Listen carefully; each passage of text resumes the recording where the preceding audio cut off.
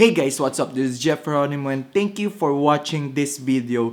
Meron lang ako natuklasan for today na gusto kong i-share sa inyo na if you're setting your video as premiere, meron ng bagong update yung YouTube, ni-launch na nila kasi last year, 'di ba, in-announce lang.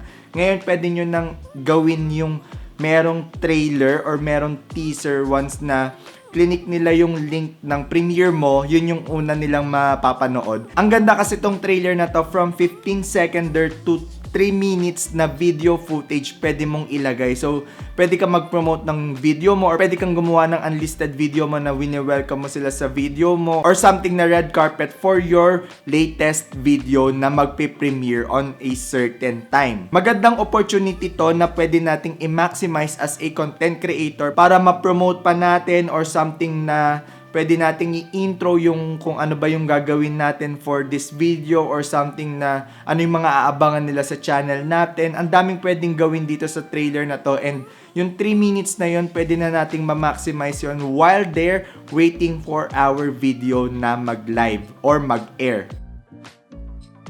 Hi, this is Geronimo and welcome to my channel. Here I share some tips, tutorials, reviews, and live streams about photography, videography, editing, and vlogging for aspiring photographers, videographers, editors, and vloggers like you. I will be sharing my experiences and learnings throughout my journey, and I believe that learning never stops, so I want you to join me here in this journey. So click that subscribe button and let's grow together.